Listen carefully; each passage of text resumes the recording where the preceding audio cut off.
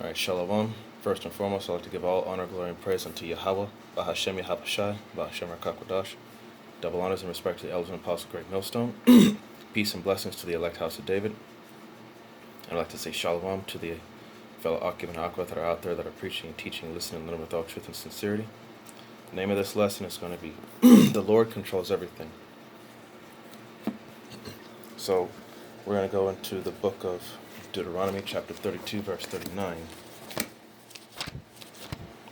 And it reads, get there real quick. Okay. And it says, "See now that I, even I am, he and there is no God with me. I kill and I make alive. I wound and I heal. Neither is there any that can deliver out of my hand." Salakia, that right there is a clear indicator that, the Lord is the ultimate judge. He decides who lives and who dies, who receives his mercy and who doesn't. That's just a plain, simple, harsh fact right there. And we're going to go to Isaiah 45 and 7.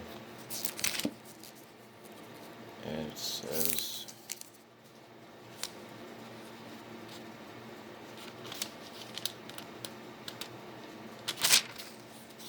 go back. This is the book of Isaiah, chapter 45, verse 7. And it says, "I form the light and create darkness. I make peace and create evil. I, the Lord, do all these things." So the Lord controls both the light, the side of righteousness, and the dark, the side of wickedness, both the right and the left hand sides. The Lord is all about balance, and He controls that balance. The wickedness that's going on in the earth, that's because of the Lord. And the righteous that's going on, that's because of the Lord as well. Light, dark, good, evil, male, female, the Lord controls all of that. Now we're going to go to Amos, chapter 3, verse 6. And it says, "Shall a trumpet be blown in the city, and the people not be afraid? Shall there be evil in the city, and the Lord hath not done it?" So that trumpet being blown, that's the prophets. We are the mouthpiece of the Most High. When we go out on the highways and byways and we prophesy, the trumpet's being blown, letting the people know that the King is making his return. "Shall there be evil in a city, and the Lord hath not done it?" I said before, the Lord, going back to Isaiah 45 and 7, He forms the light and creates darkness. I, the Lord, do all these things.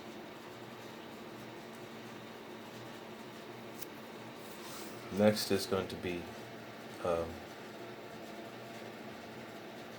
Jeremiah 25 and 29.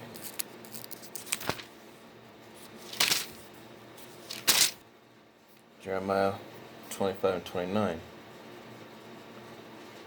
"For lo, I begin to bring evil on the city, which is called by my name. Should ye be utterly unpunished? Ye shall not be unpunished, for I will call for a sword upon all the inhabitants of the earth, saith the Lord of hosts. And that city which is called by my name," that's talking about Israel, should ye be utterly unpunished? Ye shall not be unpunished, for I will call for a sword upon all the inhabitants. So 2/3 of our own people are going to perish. That 1/3 is going to be delivered. Roughly paraphrasing, judgment starts at the house of Israel first. 2/3 of our own people have to go. So how much more after will these heathens? Next we're going to go to Isaiah 46 and 9. And it reads, "Remember the former things of old, for I am the power, and there is none else. I am the power, and there is none like me." Verse 10, "Declaring the end from the beginning, and from ancient times the things that are not yet done, saying, My counsel shall stand, and I will do all my pleasure." So, Yahweh Hashem Yahushai is the one true power. and there's no other that can stand with him or against him. And he declared the end from the beginning, so this is the end from the beginning. The story was, everything was preordained, pre-thought out by him before it even started. He knew how it was going to happen.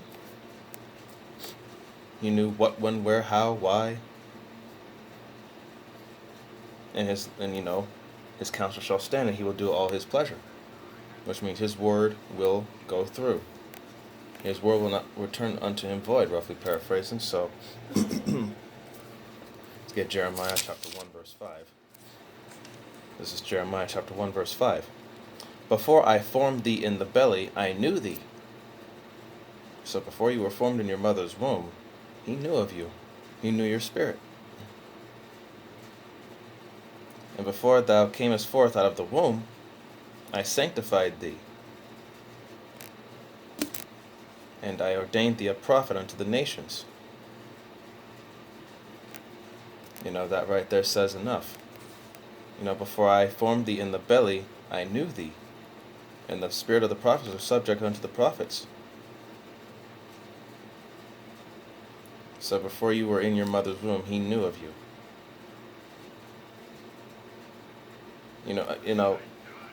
If that isn't enough to, let you know that the Lord is in control of everything at all times,